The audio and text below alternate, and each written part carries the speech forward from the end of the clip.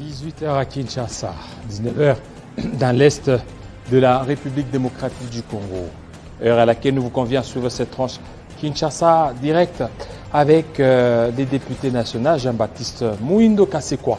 Nous allons parler du report de la marche prévue par le Front commun pour le Congo, la MOCA et aussi le CETSE.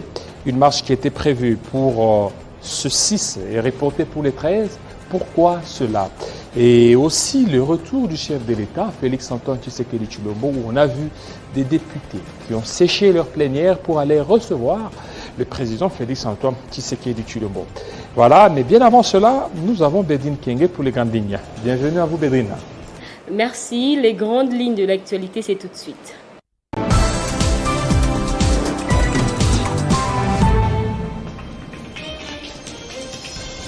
Après avoir délivré un plaidoyer pour la préservation du bassin du Congo sur les forêts et l'utilisation des terres, lors de la 26e conférence des Nations Unies de Glasgow en Écosse, le président de la République, Félix Tshisekedi, a regagné le pays. Il a été accueilli par une marée humaine à l'aéroport international de Njili pour le féliciter pour son succès diplomatique au cours de ses assises et de G20 à Rome. À la population et plusieurs partis politiques membres de l'Union sacrée avaient envahi cet aéroport depuis les matins. Les journalistes membres de l'UNPC Kinshasa sont descendus dans les rues de la commune de la Gombe ce jeudi 4 novembre pour réclamer la libération immédiate de l'un de leurs en souffrance au parquet de Matete Patrick Lokala, vice-président de l'UNPC Kinshasa, arrêté injustement et sans respect de normes juridiques par les services de sécurité depuis une semaine. En dehors de nos frontières en Éthiopie, les efforts diplomatiques redoublent alors que les combats se rapprochent de la capitale. L'état d'urgence a été proclamé et les libertés suspendues après que la prise par la rébellion tigréenne d'un verrou stratégique dans le nord qui a ouvert la route menant à la capitale. Les combats se sont désormais déportés vers le sud mais aussi vers l'est en direction stratégique reliant Addis Abeba et Djibouti. Ces titres et bien d'autres vous seront développés dans l'édition du soir par Arlette Boutella. Dans un instant, retrouvez Jean-David Kilolo pour la suite des Kinshasa Direct. Téléchargez les infos Télé 50 sur www.télé50.cd. Voilà, merci à vous, Bédrine Kenge. Tout de suite, nous allons recevoir notre premier invité.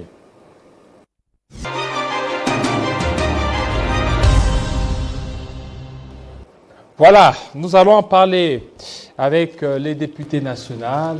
Bienvenue, M. Jean-Baptiste Kassekwa. Merci, bonsoir David. Voilà, le président de la République, Félix Tshisekedi, est rentré. Il est rentré aujourd'hui. On a vu des députés comme vous se déplacer jusqu'à les accueillir. C'est une première dans l'histoire de la RDC. Oui, Jean de La Fontaine a bien écrit que tout flatteur vit aux dépens de celui qui l'écoute. Des messages viennent des provinces. Je vais m'atteler ici, par exemple, au message que les habitants du Sud Kivu transmettaient au gouverneur. Ils disaient à Swahili, Umwambie aache safari zake. Et des enseignants et des parents chantaient à Bukavu. Wache safari zako watoto wetu waende shule. Normalement, le député de l'Union sacrée devait avoir le courage de lui dire que, écoute, 115 voyages, ça fait déjà désormais l'objet de la dérision dans tous les réseaux sociaux. Vous avez suivi, pendant son séjour en Israël, programme du séjour du chef de l'État, qu'il ira rencontrer les descendants des Hachés, qu'il ira à tel endroit, de la dérision qui démontre la démonétisation de l'autorité. Et le député devait être ceux-là attentifs aux cris de la population, attentifs à la critique de l'opinion. Oui, mais ils sont allés accueillir leur chef qui est revenu avec beaucoup d'histoires. C'est qu'on a senti, c'était une moisson abondante par rapport à la diplomatie, beaucoup de choses. C'est une manière pour eux de pouvoir remercier pour tous les efforts que le chef est en train d'entreprendre. La Constitution donne au Parlement le rôle de contrôle de l'exécutif. Quel est l'état de nos ambassades aujourd'hui? Il revenait aux députés d'interpeller le ministre des Affaires étrangères et dire « Nous apprenons que nous avons des ambassadeurs impayés depuis longtemps, que nos ambassades sont en train d'être déguerpies dans certaines capitales. » Il revenait aux députés de dire pourquoi les citoyens congolais vivant à l'étranger, en Afrique du Sud par exemple, j'entends la diaspora qui crie qu'elle a du mal à accéder au passeport congolais. Je ressens des échos à provenance de Butembo, de Bunia, de Chopo, de Lubumbashi, des citoyens qui disent nous ne savons pas accéder à notre passeport. Voilà des questions pertinentes que nous, députés, sommes appelés à poser. Mais malheureusement, nous nous sommes convertis en courtisans. J'ai vu, j'étais scandalisé hier de lire un message émanant du bureau de l'Assemblée demandant aux députés d'être au palais du peuple à 6 heures. Effectivement, ils ont été là à 6 heures, on les a embarqués comme des petits écoliers qui partent pour une excursion. Comment des petits écoliers ils sont allés, c'est ça je répète encore, c'est leur chef, leur autorité morale de l'union sacrée. Ils ont l'obligation ou le devoir d'aller l'accueillir. Voilà la après racine. 2 semaines de voyage. Voilà la racine du mal. C'est quoi la racine? Autorité morale. Oui. C'est-à-dire, ces députés-là n'ont pas l'indépendance d'esprit pour réfléchir. Mais quelle indépendance d'esprit aujourd'hui? Aujourd'hui, il n'y a rien au niveau de l'Assemblée nationale. Il n'y a rien. Peut-être il y avait des travaux en commission, mais il n'y en avait pas. J'ai même suivi un député qui était sur place. Il dit aujourd'hui, il pouvait même aller dans une ferme, il pouvait aller ailleurs. Mais si il a trouvé bon d'aller voir ou d'aller accueillir le chef de l'État, ça ne fait rien. Non, s'il te plaît, David. C'est intentionnellement que la journée a été laissée sans programme parce que depuis avant-hier, le citoyen Mbosso était en train de sensibiliser pour que les députés aillent à l'Assemblée. Mais ce n'est pas la première fois. Vous l'avez suivi à Kalouka dans un meeting, en train de chanter Félix Mokako. Et ça me rappelle effectivement comment on a fabriqué un dictateur sous la Deuxième République. On a dansé, on a chanté pour Mobutu. Pendant ce temps-là, le pays était en train de s'effondrer. Comme il est en train de s'effondrer aujourd'hui.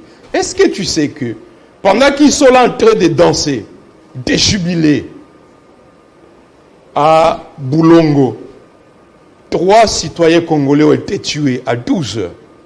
À Mantumbi, 5 compatriotes ont été tués. Avant-hier à Makumo, 22 citoyens ont été tués. Les bilans de civils tués pendant l'état de siège viennent de franchir là-bas de 1553.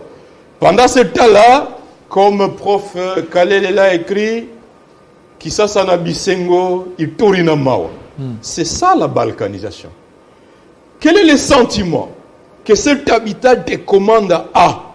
Ces chauffeurs, vous avez suivi, plus de 1400 véhicules sont bloqués à commande, incapables de se déplacer parce que les assaillants occupent la route de part et d'autre.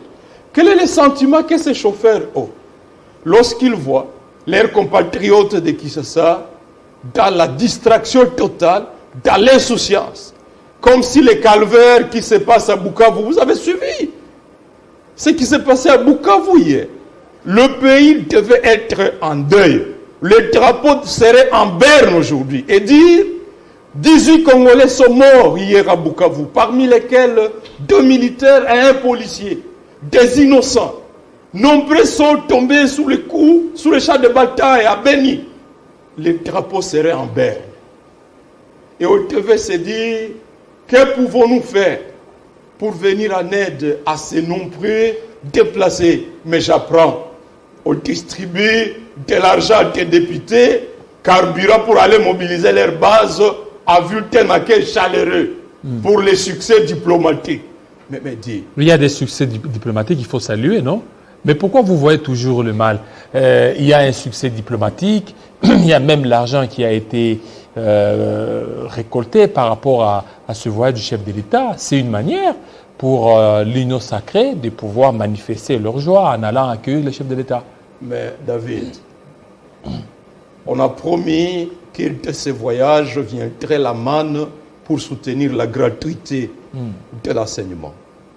Jusqu'à ce jour, cet argent n'est pas venu. Ça fait plus de 115 voyages. Un compatriote averti a fait les calculs. 115 voyages. 115.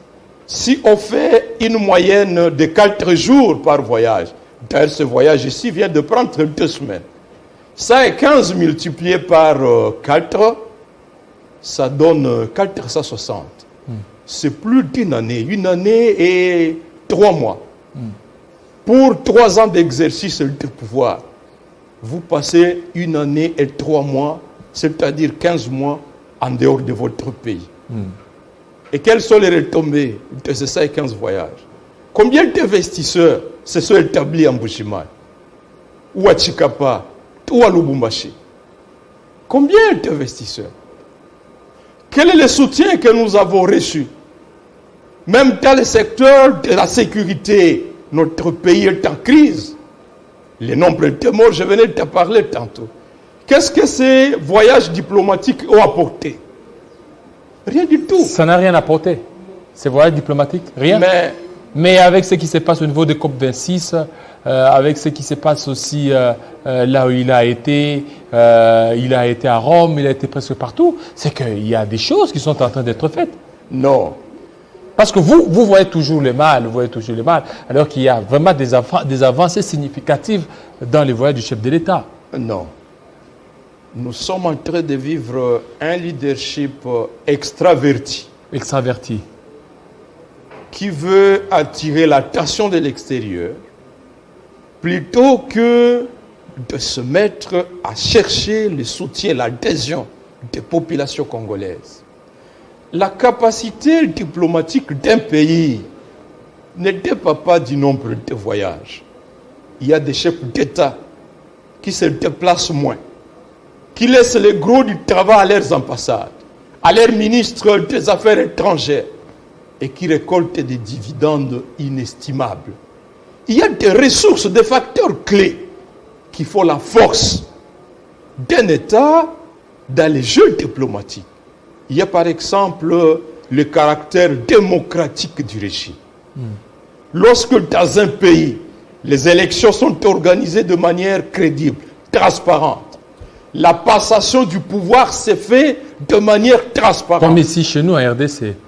Il y a la démocratie qui est là. David. Il y a des chaînes qui ne sont plus fermées, ça fait un bout de temps. C'est que vous pouvez vous exprimer librement, vous qui êtes de l'opposition. C'est vraiment un bon climat démocratique qu'il faut féliciter.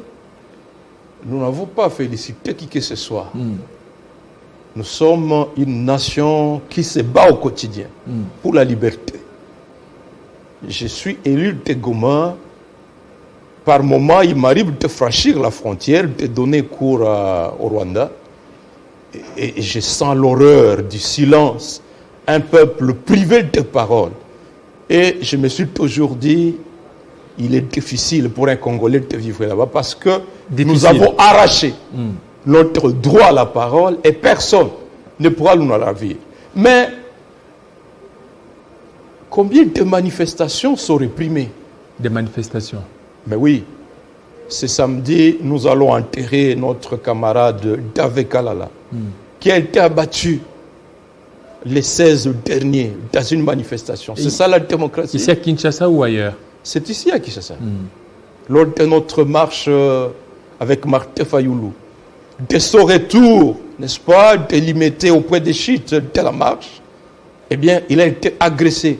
C'est l'une des raisons qui a fait à ce que vous puissiez reporter la marche. Parmi les raisons, le CALCC et Minapro ont noté qu'il y a des organisations qui n'ont rien à voir avec les organisateurs de la marche, qui ont adressé des lettres de la tenue de manifestations à la même date du 6. Le 6. Et après enquête, eh bien, CALCC et Minapro se sont rendus compte que c'était des réseaux obscurs qui avaient des visées de semer des troubles. Et ils se sont dit, jouons à la sagesse. Laissons-les organiser leur marche le samedi 6 et reportons pour une semaine, c'est-à-dire pour le 13, en vue de sauvegarder le caractère pacifique de cette marche. Mais pourquoi vous avez choisi le 6, peut-être le samedi, le week-end? C'était le 6, après le 6 c'est le 13, seulement le week-end. Pourquoi ne pas choisir peut-être les jours ouvrables? Bien, le 6 n'est pas non plus une journée chômée. Mais c'est le week-end, c'est le début. Mais nous tenons compte de la disponibilité, n'est-ce pas, de tous les membres intéressés qui donnent leurs avis. Nous leur laissons le soin de pouvoir mettre à profit le reste des jours. Donc c'est dans nos convenances, dans nos appréciations internes que nous avons estimé que un samedi convenait mieux. Voilà, le samedi. Maintenant, aujourd'hui, puisque vous avez reporté votre marche pour le 13, et il y a d'autres qui veulent organiser le 6, il y a d'autres aussi qui peuvent aussi mettre le 13. Vous allez toujours aller des reports en report. Non, j'ai salué la sagesse des organisateurs. Vous avez vu la lettre des laïcs catholiques et protestants qui ont saisi le gouverneur de la ville, province de Kinshasa, pour lui dire, écoutez, contrairement à notre lettre que nous vous avions adressée avant, et à constater qu'il y a des réseaux qui n'ont rien à voir avec nous, qui ont annoncé leur marche pour les 6, nous jugeons utile de reporter. Et nous vous invitons à prendre toutes les dispositions utiles afin que cette marche se déroule dans la quiétude la plus totale. Si, à nouveau, des organisations indépendantes des laïcs catholiques et protestants annonçaient une marche pour le 13, eh bien, il serait flagrant qu'ils ont une intention de perturber la marche. Et dans ce cas-là, ils seraient tenus pour responsables. Ça rappelle un peu comment, avec la marche de la Mouka, lorsqu'il y a eu des altercations, des divergences autour des dates, nous avons dit, lâchons. Cette fois-ci, vous allez commencer où? Bien. Parce qu'il y a la zone neutre au niveau de Tchangou. Non, la question de la zone neutre au niveau de la Mouka, nous avons dit que nous ne l'acceptons pas. Et vous avez vu, nous avons tenu notre meeting au stade Sainte-Thérèse de la Tchangou. C'était une manière de démontrer que nous ne pouvons pas accepter que l'on décrète un état de siège sur une partie de la ville, province de Kinshasa. Et quand on voit que le chef de l'État a été accueilli toujours dans cette zone neutre. Mais raison de plus, nous ne pouvons pas accepter une politique de 2 poids 2 mesures que pour ceux-là qui ne partagent pas l'opinion de la plateforme au pouvoir, que l'on dise que Tchangou Njili devient neutre, et lorsque c'est leur occasion, la zone neutre n'est plus de mise. Non. La lettre envoyée par les laïcs catholiques et protestants indique les 4 axes desquels vont partir les manifestations avec le point de chute. Il y a quoi ces axes? Je n'ai pas copie de la lettre ici, mais elle est accessible pour pouvoir effectivement prendre connaissance de tous ces axes-là Et ces axes ont été déjà annoncés au gouverneur de la ville pour qu'il invite les organisateurs. Le gouverneur a pris acte. Il n'a pas encore répondu. Bien entendu, nous sommes dans un régime d'information. À partir du moment où il est saisi, plus de 2 semaines avant, par 2 lettres successives, eh bien, il ne peut plus prétendre n'avoir pas été informé. Alors, aujourd'hui, vous vous ralliez au FCC, il y a le FCC, il y a le CALCC, il y a Minapro, vous avez dit, il y a aussi vous, la Mouka, quand bien même ensemble c'est désisté. Et c'est un vœu d'un mariage qui se profile à l'horizon. Non. Ici, il y a péril à la demeure. Au niveau de la Mouka, c'est depuis longtemps que nous avons dénoncé le caractère hautement politisé de la loi que M. Félix et sa plateforme ont mise à place, la loi portant organisation et fonctionnement de la CENI. En ce temps-là, d'autres partenaires n'ont pas été sensibles aux observations que la Mouka était en train de formuler. Ils ont pensé qu'ils pouvaient instaurer un système de moindre mal, même avec une loi hautement politisée.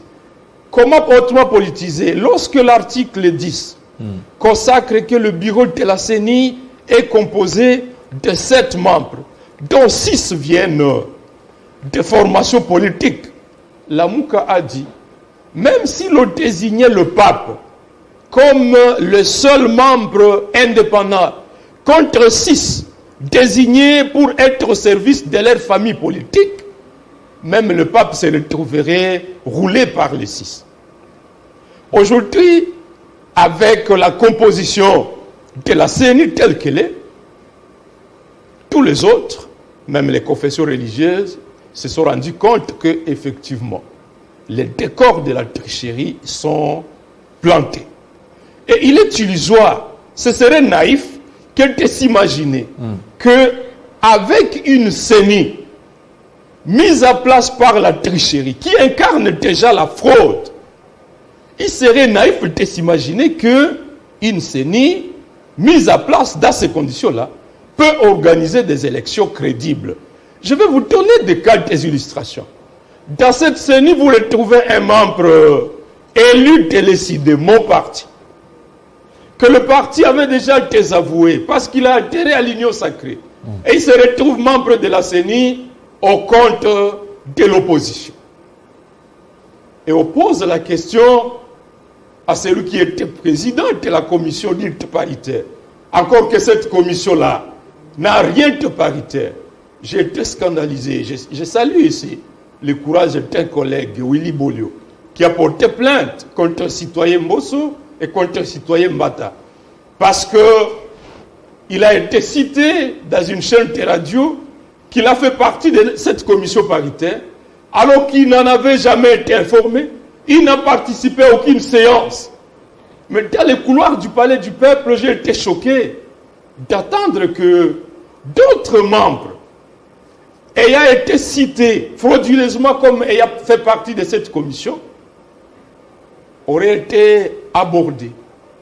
On leur aurait dit que on leur demande de ne pas dénoncer, de ne pas suivre la voie de Bolio, et qu'à contrepartie, on leur donnerait des sommes d'argent, des primes auxquelles ont bénéficié tous ceux-là qui est siégé. Est-ce que ces collègues vont mordre à l'hameçon, se contenter de ces montants-là? Donc je disais, voilà le contexte dans lequel la CENI a été mise à place. Peut-on s'imaginer que cette CENI sera indépendante si déjà le bureau de l'Assemblée, dirigé par le citoyen Mbosso, fonctionne sur base des instructions venant de Félix? Si déjà les députés se montrent des courtisans, comment pouvez-vous vous imaginer qu'une CENI mise à place dans ces conditions-là sera indépendante vis-à-vis de M. Félix? Non. Raison pour laquelle tous les acteurs avertis se disent il est temps de se mobiliser. pour obtenir la dépolitisation. Et petit à de la petit, CENI. vous serez Cela obligé, ne veut pas dire petit à petit, qu'il vous y serez a des obligé alliances. de faire un mémorandum et puis un agenda commun et ainsi de suite. Il y aura une plateforme qui pourrait naître de là. Non, l'article 64 impose à tout Congolais le devoir de mettre en échec tout individu ou groupe d'individus qui prend le pouvoir par la force et l'exerce sa violation de la Constitution. Tout Congolais. La Constitution n'a pas dit que le monopole revient à la Mouka ou au mouvement citoyen. Tout Congolais, policiers, militaires, musulmans, kimbanguistes, sorciers, tout Congolais a le devoir de mettre en échec. Et ici, nous nous retrouvons dans ce contexte où chacun dans son coin comprend qu'il a le devoir de contribuer à mettre en échec cet agenda de la fraude qui se met en place au grand jour. Cela n'a rien à voir avec une alliance électorale, avec une alliance gouvernementale. Non, il n'y a rien de coalition. Mais on les connaît, laïcs, protestants, catholiques ont lancé l'appel et tout le monde répond à on l'appel. connaît nos politiciens, comment ils fonctionnent. Et puis, un certain temps, on ne sera pas surpris si on voyait peut-être cheminer ensemble. C'est possible. En tout cas, le débat ne se pose pas à ce niveau-là. Pour nous, Et dès lors, maintenant, pour terminer, ensemble s'est retiré. Comment jugez-vous cette attitude ensemble? je n'ai pas jugé. Je ne peux que saluer, par exemple, le courage de mon collègue Denis Sessanga, qui a annoncé officiellement. J'ai lu aussi la prise de position de Mike Moukeba. Je sais que de plus en plus de voix s'élèvent en interne autour de M. Katoumi pour qu'ils recouvrent leur liberté, mais il leur appartient de prendre leur courage à main. Vont-ils rester? Vont-ils claquer la porte? Ce qui nous importe ici, c'est qu'il y a péril à la demeure d'une CENI qui, sans la tricherie flagrante, on ne peut pas attendre des résultats crédibles. Il serait extrêmement dangereux pour notre nation de laisser à l'Union sacrée les soins de partager le pouvoir aux courtisans. En fait, tous ces députés que vous êtes en train de voir prêts à danser pour Félix, c'est parce qu'ils se disent que désormais, ayant le contrôle de la CENI, il va les nommer, il va partager des sièges. Raison pour laquelle il est plus que temps que nous puissions nous lever en vue d'obtenir une CENI véritablement indépendante et dépolitisée. Merci beaucoup, monsieur le député national Jean-Baptiste Mouindo Kassekwa, surtout de votre passage. C'est moi qui vous Tout à l'heure, notre deuxième invité, c'est tout de suite.